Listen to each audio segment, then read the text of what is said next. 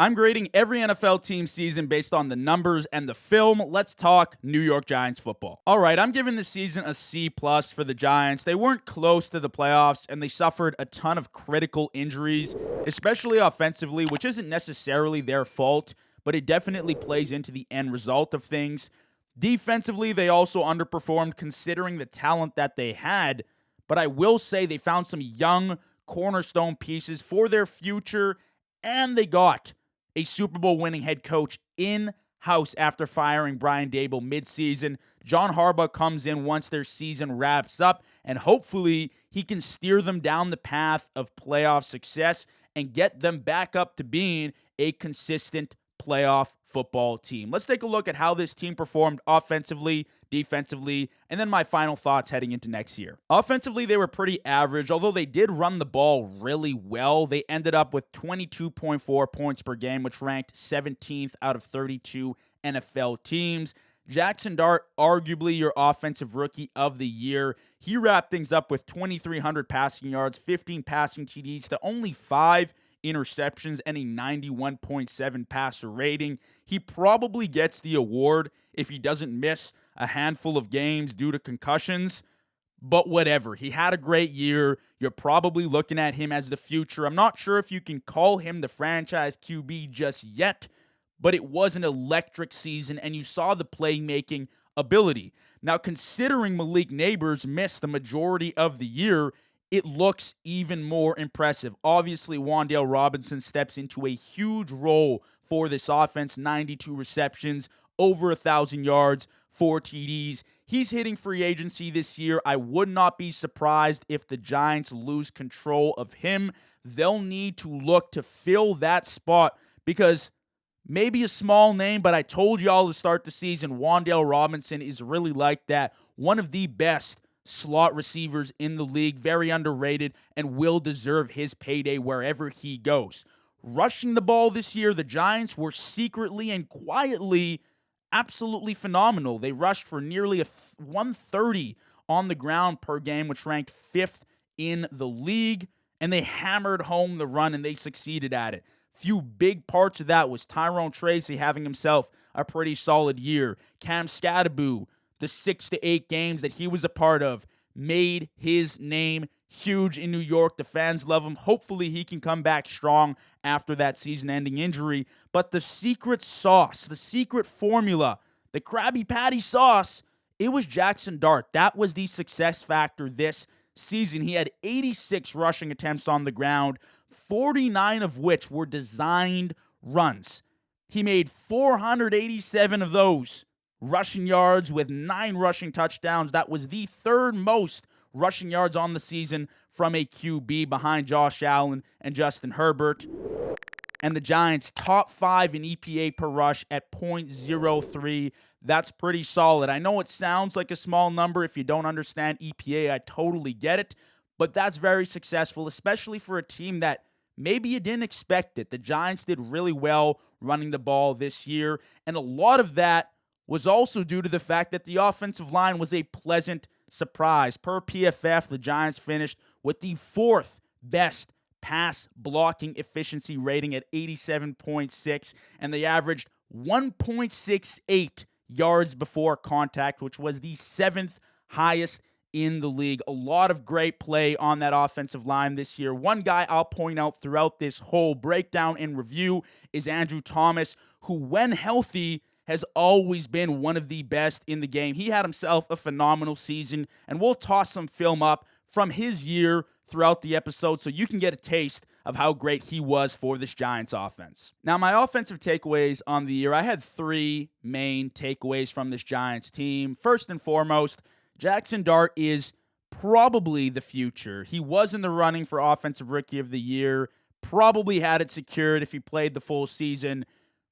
I broke down one of his best games against the Denver Broncos.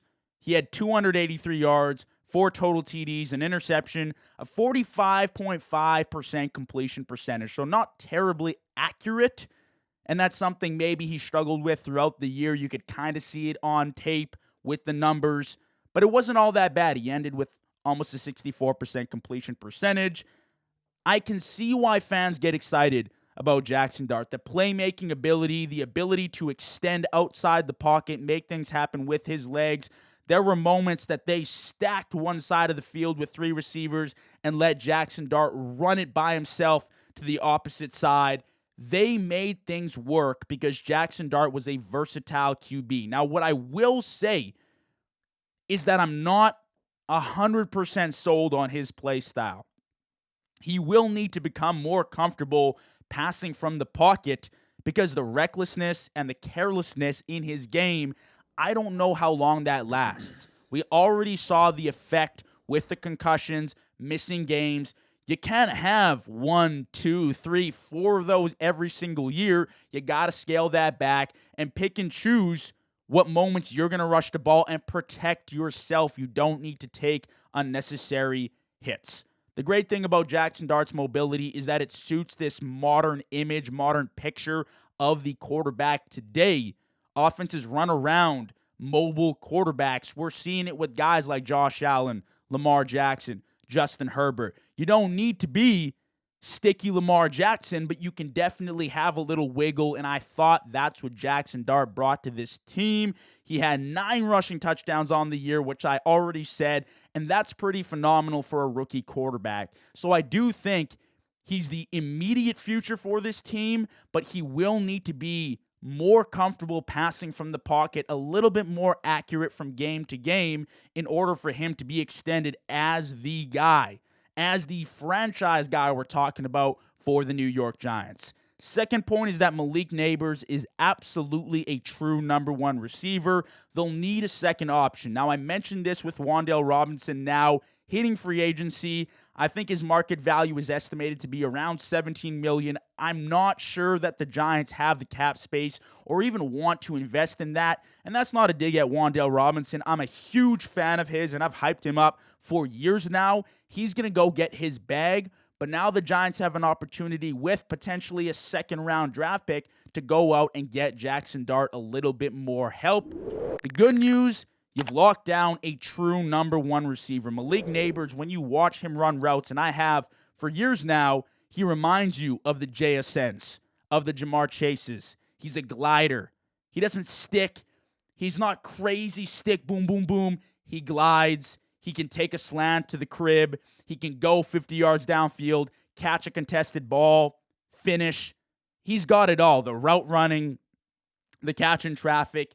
He is a complete wide receiver, and since he's entered the league, he's been a baller. He had a great rookie year, and he started this year super hot with Jaxson Dart. We could kind of see the chemistry, the relationship building. Now it's all about building off that. Unfortunately, the injury, which kept him out for the majority of the year. But if he bounces back next year with another year connecting with Jaxson Dart, offseason workouts, all that jazz, I'm expecting this to be a huge connection. And Malik Nabers to hop up receiver rankings into that top 5 category, which is more or less where I have him right now. Finally, this offensive line was a pleasant surprise. Like I said, the 4th best pass blocking efficiency rating per PFF this year. They only allowed 140 pressures on the season. Now, Jaxson Dart did take 35 sacks, but a lot of that also has to do with him being a rookie, understanding the game, trying to do a little bit too much. That's who Jaxson Dart is, and we understand that, and maybe you'll have to live with that, but I don't necessarily think that's a reflection on the offensive line. They were pretty solid all year, and I promised you I would shout out Andrew Thomas with a phenomenal season, that anchor at left tackle, which is so crucial to have in the league. I watched great rep after great rep on tape of him all year long, whether it was the run game, in pass pro. As long as he's healthy, he's 1/5 of the offensive line locked down, and that's all you need at left tackle. He's the cornerstone piece for this offensive line. You should be really happy you got him over in New York. Now, defensively, it kind of all falls apart. The secondary, not too bad, middle of the pack this year. You averaged 25.8 points against per game, ranking 26th out of 32 teams. And a lot of that is because the run defense just straight up stunk. The Giants lived off name brand rather than stacking up on the interior. And additionally, Dexter Lawrence underperformed. He had no Pro Bowl, no All-Pro selection, career lows in sacks, tackles, tackle for losses since his rookie year in that category, and QB hits. You draft Abdul Carter. You got Brian Burns, Kayvon Thibodeaux, Dexter Lawrence. It sounds great, and it did sound great, but they were terrible up front against the run. On the interior and the linebackers, they just could not do anything. You need any more proof from me? Well, my number one and only takeaway from this defense is they need to invest in guys on the interior and linebackers. I'll tell you one thing. Dead last, 32nd in the league in EPA per run defended. Teams averaged 0.13 EPA rushing the ball against the Giants.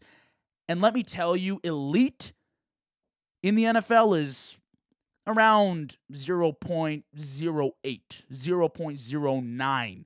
That's where the Buffalo Bills were last year. Turn on week 8 against Philly, it was just a nightmare. I just wrapped up the film on that game. Guys missing assignments, gaps literally wide open with no accountability, losing contain on the backside. And Philly was a team that struggled to run the ball all year long. Now, the upside, the good news, is that hopefully you make the striking move at the number 5 overall draft spot. I'm hearing a lot of Caleb Downs, and I really like that move. We're seeing what guys like Nick Emanwuri can do coming in, playing that utility knife position for a defense in Seattle. That's what the Giants need. They need guys to come up, climb into the box, and stop the run. They suffered there all year long, and teams like Philly feasted, especially when you play the Giants twice. You're licking your damn chops looking at that defensive line. Now, may I say it, maybe it's time to trade Kayvon Thibodeaux. I mean, you got your Brian Burns, you got your Abdul Carter, you got your Dexter Lawrence. You probably have the cap to hold on to Thibodeaux, but is it worth it? You can pile up some draft stock, look to the future. You have elite talent coming off the edge, but you know what your weakness is on this team. And if you don't address it, you'll just get killed there again next season. I think it's the right move. We'll look at it closer to draft day and see if it actually happens. But that's why I'm giving the New York Giants a C+ on the year. But again, this is an optimistic C+. I think there's a lot of great youth and talent on this roster, especially offensively. You have the opportunity now with some draft picks to build more around Jaxson Dart. You got your Thibodeaux, your Nabers, probably losing Wan'Dale Robinson, but go out, get him another weapon, build up that interior, draft the linebacker, go out in free agency, make that splash move, because now you've got John Harbaugh. Now you've got the coach that you've been wanting for years. You fired Brian Dable, didn't work out with Kafka. Now it's time to dial in. This team could be a B+, maybe even A-tier team next year as far as my grading system goes, but they're going to have to make the right moves. You're in a difficult division. It's going to be a battle every single week, but the talent is there. You stay healthy, you draft well, you go out in free agency, you make some big moves, and the Giants could be on their way to the playoffs.